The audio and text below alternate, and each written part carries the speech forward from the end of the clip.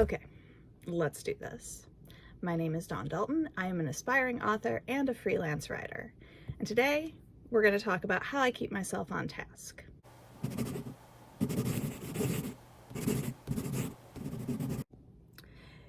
It used to be that I would make a New Year's resolution to finish a book and I'd go hard for the first week. Like, super hard. We're going to get this done. I want to get it completed before the year is out. And then after a week or two, nothing. The muse wouldn't help me. I couldn't think of what the next scene was until November, when NaNoWriMo would come around and I'd go hard again and burn myself out. It'd end the year with bits and pieces of multiple books, but never a complete novel. Lather, rinse, repeat for the next few years. It wasn't until I started following a YouTuber called Sarah Cannon that it all started to click. And today I want to go over how it is that I set my yearly, quarterly, monthly, weekly, and daily goals. So come along with me. Now every year, I still make my resolutions. I still have big, lofty goals that I want to accomplish. Whether or not I finish them this year is irrelevant, so long as I'm moving the needle forward towards actually meeting them. Now, obviously, I covered up a bunch of stuff that you guys don't need to see, like money goals and weight goals. But most of it is, like writing a blog or a Medium post every week. I'm a little bit behind on that one, but I can still catch up. I want to finish writing 4 books. That does not mean I'm publishing 4 books. I'm just finishing the process of it. But once I get my goals here, I start with this. And this has been the game changer. The HB90 method by Heart Breathings. A YouTuber called Sarah Cannon came up with this, where every quarter she sets up her goals and breaks it down. And it's been amazing because you start with, what does success look like? And specifically for you. You go through all of these worksheets, but the big thing that she has is things like what I need to do and just dumping out your brain. This is not everything I'm going to do this quarter. In fact, most of this is not going to get done this year. The other big thing is not only what your goal is, but why you choose that goal. Why is it important?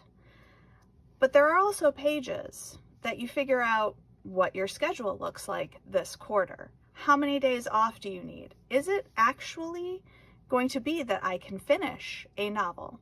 Because drafting a novel can take anywhere between 30 to 90 days, depending on my brain process prior to that. Like next quarter, I know that I'm going to have at least 9 days off just for conventions and martial arts seminars. That's 9 out of 90. That's a 10th of my time. So next quarter, do I still have the same goals? Do I change my goals? And how does that look to fit my life? And I'll link to Sarah's videos down below because I gotta tell you, this is killer. This has changed everything about how I plan and plot and move forward. Once I'm done going through the worksheets, and I got the undated so I can just print it off whenever I want, but you can actually every quarter take a class with her where she walks you through all the steps. Once I'm done with that, I write them down in my bullet journal. So this is my Q2 goals.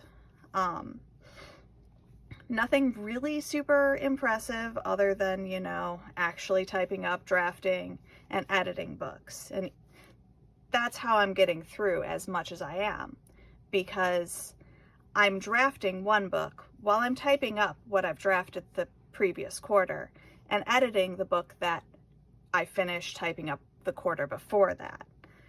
I also have a challenge where I want to fill 3 notebooks because I have an epic amount of them. When I'm done with that, I break it down even further. So if I have a little bit more time this month than I will in next month, I'll adjust what I need to do. So I just break it down that I have to write 4 blogs, read 4 books, fill 1 notebook, which I do need to actually fill that in because I did it, pay bills, work on an Afghan, all of the stuff that I want to accomplish this month. And then I break it down even further. This is what I need to do this week. And I start every week by putting it into my regular writer's notebook so that I can actually make hashtags and make a huge mess of it, and my bullet journal doesn't end up super duper messy because I only use 2 pages for every week. And then I go back into my writer's notebook, and every day I write down what I want to accomplish that day. So if I need to get 40 pages written every month to basically have a completed draft, that means that I need to do 1 to 2 pages every single day. What I like to try to do is actually 14 pages a week, which is 2 pages a day. I also need to type up 7,000 words a week, which breaks down to 1,000 words a day. When I've reached the point where I'm done writing for the day, that's when I reach for my Writer Happy Planner, which I know that is not a Happy Planner cover, but whatever. And what I do in here is I write down what I accomplished in my writing for that day. Did I type words in the project that I am planning on typing up? What did I do for my second project? Do I have any auxiliary projects that I'm working on?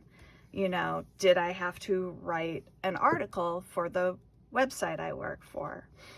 And I basically just keep track of that because once it's crossed off my list, I usually never go back to look at that list. But I'll go back into here and be like, oh yeah, I had a super duper productive day that day. I also keep track of how many words I have written total in basically every project I'm working on. Because at the end of the year, I would also like to have 365,000 words typed up. And we'll see if I actually make that as well. The other thing I use is a quarterly Kanban board. And this is just to track my writing goals, so you can see that I'm editing a book and everything is done. How far I've gotten in typing up the second book. How many pages I've written in the third book. I have a 4th book that I just sort of threw up there because I was deeply in the midst of it. And then how I'm doing on my blogs, which you can see, not so good. In fact, that pile of Post-its off to the side, those are the weeks that I've missed. All of these methods combined are the reason that I have been able to finish 3 books all the way to the end in the last year. I have many, many more that are almost to the point where I can hit the end. And now I get to have the fun of figuring out what is the first book that gets published. And that's it. That's my sneak peek on my process of setting and achieving my goals. If you want to follow along during my journey to publishing my first novel this year, hit the like button, the subscribe button, you know, feed the algorithm, and I'll see you next time.